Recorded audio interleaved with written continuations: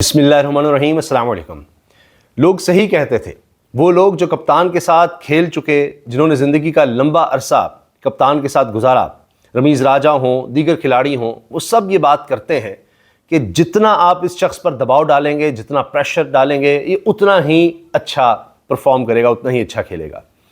इसकी मिसालें हमने देखी हैं कि जब वबा आई थी कोरोना की, तो उस वक्त सभी ने ये कहा कि जी सब कुछ बंद कर दो, सब कुछ बंद कर दो, बड़ी तबाही हो जाएगी, बर्बादी हो जाएगी।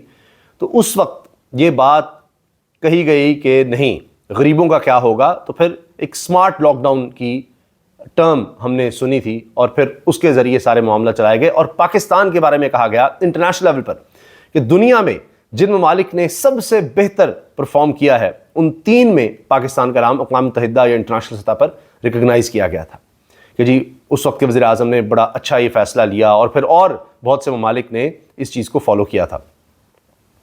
बहरहाल दबाव तो बहुत था उस वक्त कि क्या किया जाए, बड़े हालात थे, दुनिया में बहुत ज़्यादा परेशानी थी कि क्या होगा। तो उस वक्त फ़ैसले लेना आसान नहीं था। अब ये देखें कि एक नया वज़ीर आला सामने आया। बहुत से लोग कहेंगे कि इसका इतना तजर्बा नहीं, ये कहा गया कि जी ये तो नौजवान है, ये क्या करेगा, फ़लाँ क्या करेगा। लेकिन आप ये देखिए कि अली मीन गंडापुर के राबते थे इस्टेब्लिशमेंट के साथ, इसमें तो कोई ढकी भी बात नहीं है, वो साथ लेकर चल रहे थे। ये भी बात की जाती है कि देखिए सेनेट के इलेक्शन कोई मुकाबला ही नहीं हुआ उसमें, और सब ने मिलकर सब ने तय किया कि अच्छा इसकी इतनी सीटें। मैं देख रहा था नून लीग के इख्तियार अली साहब कह रहे थे कि हमारी तो 1.5 सीट बनती थी, 2 हमें मिल गई, ये किस तरह से हो गया। तो अली मीन गंडापुर ने ये फार्मूला इस तरह से निकाला था और सारा किया था ही नहीं, कहीं ना कहीं वो साथ लेकर चलते थे। सिर्फ एक उनका मसला था कि वो फजलुर रहमान साहब के साथ बिल्कुल चलने को तैयार नहीं थे, क्योंकि उनके हल्के का मसला था। बाकी वो सबके साथ मिलते भी थे, जब भी प्राइम मिनिस्टर ने बुलाया वो जाते थे। आप देखते थे सारे वज़राला की तस्वीर होती थी, शहबाज शरीफ के साथ जो मीटिंग होती थी उसमें जाते थे। और ये तक था कि कई दफ़ा ऐसे हमने देखा कि मुलाकात का दिन भी नहीं था और मुलाकातें हो रही हैं अडयाला जेल में, ये सब था। और फिर शायद जो आखिरी मुलाकात थी वो कोई 2.5-3 घंटे की थी और इसी तरह से अचानक हुई थी।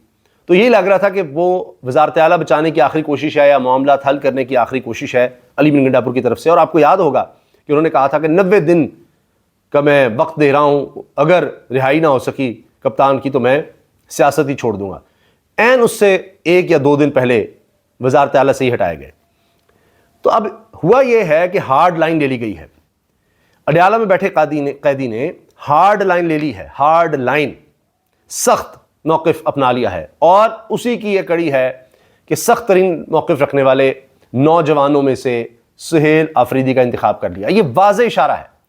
और आप ये देखें कि खबरें आ रही हैं कि कहा जा रहा है कि आपको हमने ब्रीफिंग देनी है, हसास मामला पे ब्रीफिंग देनी है, आएँ तो सही, बैठे तो सही। वो कहता है किसी मीटिंग में नहीं जाऊँगा, किसी से मुलाकात नहीं करूँगा जब तक कि वहाँ कप्तान से मुलाकात नहीं हो जाती, बानी चेयरमैन से मुलाकात नहीं हो जाती, तो उस वक्त तक मैं किसी से नहीं मिलूँगा, वहीं से डायरेक्शन आएगी।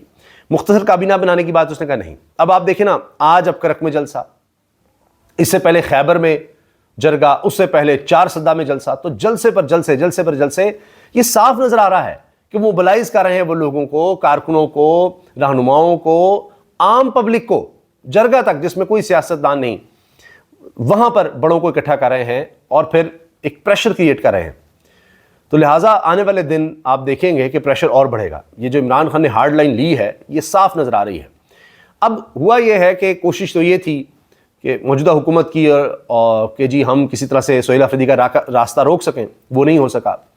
इसी तरह इस्टेब्लिशमेंट की तरफ से भी था कि जी प्रेशर डालेंगे, दबाव होगा तो शायद कुछ शराइत मानी जाएंगी। ये उल्टा काम हो गया है सुहेल आफरीदी के आने से।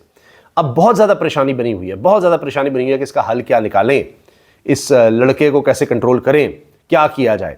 तो बहुत बड़ा मसला बना हुआ है सुहेल आफरीदी कि वो टूट नहीं रहे, वो झुक नहीं रहे और दबाव तो डाला जा रहा है। अब इस तरह की अजीब बातें भी की जा रही हैं कि जी वो किस हैसियत में मुलाकात करेंगे, किस तरह मुलाकात करवाई जाए। राना सनाउल्लाह ने तो यहाँ तक कह दिया कि अगर मुलाकात करेंगे और उसके बाद काबीना बनेगी तो वो काबीना ही गैर कानूनी हो जाएगी, इस वजह से कि किसी मुजरिम के साथ सजा याफ्ता शख्स से आप मशवरा लेकर काबीना नहीं बना सकते। अब ये फैक्चुअली गलत बात है, ये गलत इंटरप्रिटेशन है जो कह रहे हैं जी ऑर्डर्स हैं सुप्रीम कोर्ट के, क्योंकि इमरान खान के पास कोई ओहदा पार्टी का है ही नहीं, बस वो बानी है जी, बानी चेयरमैन या बानी तहरीक इंसाफ एक जमात का कोई ओहदा उनके पास नहीं है। चेयरमैन बैरिस्टर गौहर हैं, اس طرح دیگر عہدے اور لوگوں کے پاس ہیں. تو یہ بات نہیں بنتی. بس ایسی بات کرنی ہے تو اور بات. لیکن رانا ثناء اللہ صاحب سے جب شہزاد اقبال نے اپنے شو میں پوچھا کہ جی کیوں نہیں مل سکتے, کیوں مشاورت نہیں کر سکتے, جبکہ نواز شریف صاحب مفرور تھے, بھاگے ہوئے تھے, بھگوڑے تھے, اور وہاں وہ پی ڈی ایم کے دور میں مفتاح اسماعیل کو ہٹا کے اسحاق ڈار کو وزیر خزانہ لگا رہے تھے, تو وہ سب کیا تھا؟ تو پھر آئیں بائیں شائیں, اس کا کوئی جواب نہیں ہے. پھر آپ دیکھیں کتنا بڑا بلنڈر ہے رانا ثناء اللہ کا. یہ چارج شیٹ ہے خود اپنی حکومت کے خلاف کہ جی پولیس کو ہم فری ہینڈ دیں گے اس لیے کہ جوڈیشل سسٹم فیل ہو گیا ہے. کیا کیا پھر آپ کی 26ویں آئینی ترمیم نے, کیا کیا آپ کے چنے ہوئے چیف جسٹس نے, باقی تمام چیف جسٹس صاحبان نے, چاہے وہ ہائی کورٹ میں ہوں, اسلام آباد ہائی کورٹ میں آپ امپورٹ کر کے لائے. آپ خود کہہ رہے ہیں کہ یہ سب چیف جسٹس لگانا بیکار ہو گیا, 26ویں آئینی ترمیم بیکار ہے, کسی کام کی نہیں ہے, کیونکہ ہمارا جوڈیشل سسٹم فیل ہو گیا. ہاتھ کھڑے کر دیے. جنہوں نے ٹھیک کرنا تھا, بنیادی کام ہی یہ ہے پارلیمنٹ کا قانون سازی کرے, تو انہوں نے ٹھیک کرنا, ہاتھ کھڑے کر دیے کہ بس اب سی سی ڈی چلے گی, پولیس کو فری ہینڈ ہے, جو مرضی کرتے رہو. یہ سب ہو رہا ہے. تو یہ تو فیلئر ہے, اور فیلئر اتنے زیادہ ہیں کہ میں آپ کو کیا گناؤں کہ ابھی کوئی 8 قسم کی کمیٹیاں اب 3.5 سال کے بعد شہباز شریف کو یاد آیا کہ بنانی ہے, کیونکہ انڈسٹری کولیپس ہو گئی ہے, انڈسٹری کی تباہی بربادی ہو گئی ہے, اور ان میں ایک ایسے شخص کا نام دے دیا ہے جو 3 سال پہلے فوت ہو چکے ہیں. آپ اندازہ لگائی ہے, یہ ہے سیریسنس. تو لوگ یہ کہہ رہے ہیں کہ جی اب یہ تو ہونا ہے کہ وجہ یہ ہے کہ شہباز شریف صاحب تو دوروں پر ہی رہتے ہیں, جب وہ پاکستان کے دورے پر آتے ہیں بیرون ممالک کے دورے ختم کر کے, تو ان کے پاس ٹائم نہیں ہوتا کہ وہ کچھ دیکھ سکیں. تو اس طرح سے جو جس کا نام آ گیا وہ انہوں نے بیچ میں لگا دیا. یہ تو حالات ہیں. اچھا, اب مریم نواز صاحبہ کی مقبولیت کا عالم ہے. اربوں روپیہ اشتہار بازی پر لگا کر, اور جی ہم نے یہ کر دیا, وہ کر دیا, وہ سارے پرانے دیہی مراکز صحت, وہ مریم نواز ہاسپٹل بنا دیے, مریم نواز کلینک بنا دیے, یہ وہ فلاں گاڑیاں آ گئیں, بسیں آ گئیں, یہ وہ. حال یہ ہے کہ غیر جماعتی انتخابات کروانے پڑ رہے ہیں, جو ہمیشہ صرف ڈکٹیٹرز کے دور میں ہوئے ہیں, صرف ڈکٹیٹرز کے دور میں غیر جماعتی. چاہے مشرف تھے تو جی وہ جماعت نہیں ہوگی تو ناظموں کا, اس سے پہلے ضیاء الحق غیر جماعتی, ایوب خان غیر جماعتی. مریم نے وہ کام اڈاپٹ کیا ہے, بالکل ضیاء الحق صاحب کی طرح, جن کو روحانی باپ ان کے والد کہتے تھے, تو ان کے تو پھر وہ روحانی دادا لگے, اور اسی طرح سے ان کا قانون لا رہے ہیں کہ کوئی شخص جیل میں سیاسی گفتگو نہیں کر سکتا. تو غیر جماعتی اس لیے لا رہے ہیں جس کا ثبوت جس بات سے نظر آتا ہے کہ یہ بھاگ رہے ہیں, کیونکہ ان کو پتا ہے کہ تحریک انصاف بیچ میں آئی تو انہوں نے بچنا ہی نہیں ہے, ختم. بطور نون لیگ جماعت کے طور پر یہ شرکت ہی نہیں کر سکتے, اتنے لوگ ان سے متنفر ہو چکے ہیں, اتنی تباہی لے آئے ہیں یہ. اور تو اور آپ دیکھیں, جو یہ کہتے تھے انویسٹمنٹ آ رہی ہے, $2 ارب کا جرمانہ کرنے جا رہے ہیں سعودی عرب اور کویت کے لوگ. سعودی عرب کویت کی کمپنی نے کہا ہے $2 ارب کا ہم ہرجانہ کرنے جا رہے ہیں موجودہ حکومت پر کہ جی وہ کے الیکٹرک کا معاملہ انہوں نے خراب کیا ہے. یہ سوچیے, انویسٹمنٹ کیا آنی ہے, الٹا $2 ارب کا آپ پر جرمانہ کرنے جا رہے ہیں, جی ہم انٹرنیشنل کورٹ میں جائیں گے. یہ حال ہو گیا ہے اس دور میں, ہر طرف تباہی بربادی ہے. تو انہوں نے کیا الیکشن لڑنے اپنی جماعت کے نام پر, یا تحریک انصاف کو کیا لڑنے دیں گے؟ اور اس کے بعد یہ کہ جی آپ الیکشن لڑ کر آ جائیں اور اس کے بعد پھر کسی جماعت میں شامل ہو جائیں, یعنی پھر وہ نون لیگ میں شامل ہونا ہوگا. تو جماعت کے طور پر آپ نے الیکشن نہیں لڑنے. یہ حال ہے. سعید بلوچ بڑے زبردست صحافی ہیں, سابق vice president supreme court press ایسوسی ایشن.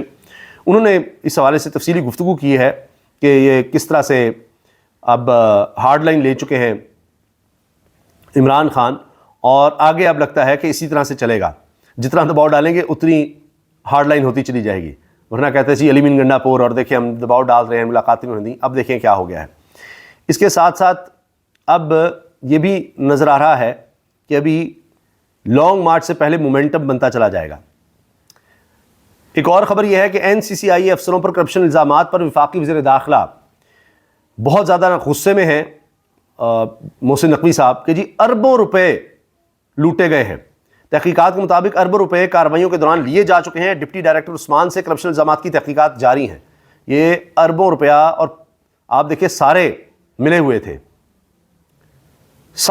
تھے, جس طرح سے پیسے بنا رہے تھے اور یہ سب حرکتیں کر رہے تھے. تو یہ جی اس وقت لیٹسٹ اپڈیٹس ہیں. اب دیکھتے ہیں کہ آگے کیا ہوتا ہے. ابھی میں دیکھ رہا تھا کہ پرانے کلپس کچھ عمران خان کے نکالے جا رہے تھے, اور بیچ میں سے اپنے مطلب کی باتیں نکال کے لگائی جا رہی تھیں کہ جی عمران خان نے کہا کہ دیکھیں یہ ڈیورنٹ لائن ہے, یہاں تو بارڈر ہی کوئی نہیں ہے, یہ تو طالبان کی بات کر رہے ہیں. ساتھ ہی عمران خان کا اگلا جملہ نہیں لگایا کہ وہ کہہ رہے ہیں کہ اب ہم فینس کر رہے ہیں اس کو تاکہ یہ دہشت گرد آ جا نہ سکے. اسی طرح سے کوئی سابق امریکی اہلکار ہے, اس کا انٹرویو وائرل کیا گیا کہ اس نے کہا کہ دیکھیں عمران خان نے جب امریکہ کے خلاف کہنا تھا ہم کوئی غلام ہیں فلاں ساری باتیں، تو امریکی سفیر کو بلایا، ان سے کہا جی میں آپ کے خلاف بات کرنے لگا ہوں یہ رجیم چینج کے چکر میں کہ آپ کے آرڈرز آئے ہیں اور میری حکومت گرائی جا رہی ہے تو آپ نے کچھ نہیں کہنا. اس کو بڑا پھیلایا جا رہا ہے، بڑا پھیلایا جا رہا ہے. اصل کہانی ہے کہ اس وقت تو کوئی امریکہ کا سفیر پاکستان میں تھا ہی نہیں. تو بیسک ریسرچ نہیں کرتے، بیسک چیزیں نہیں دیکھتے، بس اس کو اٹھانا ہے، ایک پروپیگنڈا بنانا ہے.